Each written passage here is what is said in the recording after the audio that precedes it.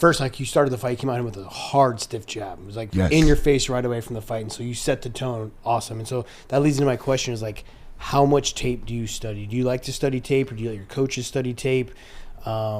Because your game plan coming in that fight was fantastic. Yeah, we all study tape. Yeah, we study tape by our own, and we study tape together the whole camp. Nice. We like at least like one each 2 weeks. We reunite the team together and we study the tapes, you know.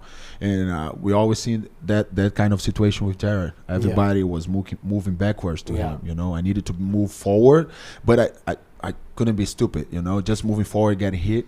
It doesn't, you know, I needed to go there, do my defense, but keep moving forward, put pressure on him, because I know that he doesn't get tired, but he's not used to that, you know, you know what I mean? So that's how I approach this fight. Their corner was even telling him, stop backing up. Yes. Like, you got to go forward. And like, even like the 5th round, he was like, even though you wanted to go forward, you weren't letting him. Like, you just kept going. And then your shoulder roll defense was fantastic. Yeah, that's my favorite one. It looked so great, right? Like, because you're long, but then you wanted to be close with him. So you did such a good job of your shoulder roll defense. And it was such a different fight from your fight before that one against Paul Craig, right? Like, Paul Craig, you came out a little bit hands lower, more karate stance, like longer explosion, like fantastic fight, that one. And then to watch just your next fight, not that far away, to come out and be like, totally different. Completely different. I love to see it because it's hard for fighters to add new wrinkles to their game. Yeah. And the Fight Nerd's a perfect name for it because it was like fantastic to see that change from one fight. Yes. And I knew there had to be like game planning, and so I wanted to ask you. And so yes, you answered the question before. And we needed to pay attention how to fight 5 rounds with him. You know, because he's more used to do 5 rounds. It was my first main event, and he knows how to fight 5 rounds. You know, he's a very experienced guy. He knows if he's losing the first round, he lets you get him big in the round and get tired a little bit more, so he can push you more in the later rounds. You know, so he's very, very good at that.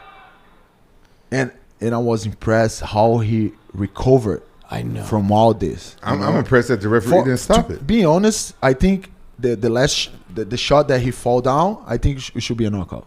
I just needed to go with my hands high, and that's. If he would have celebrated, they might have stopped it. Exactly. Yeah, that's true. Exactly. But then also you see guys that do that, like Jaxxon fighter. Tarantula. Yeah. Jalen Turner. Jalen Turner yes. dropped the dude, was like, and then the fight happened, and then he ended up losing. Yeah, exactly. Right? So and he lost. It's like shoulda, coulda, woulda kind of thing, but guess what? You won the fight. Yes. Fantastic. Like, I think you won 4 rounds. Yeah. You know? Yeah. Just that second round was the one where he got you. Yeah, just the second round, I think so. Yeah, because when it came in the middle of the round, I think like 3 minutes already on the round, I knew that like maybe he's ahead of me in this round.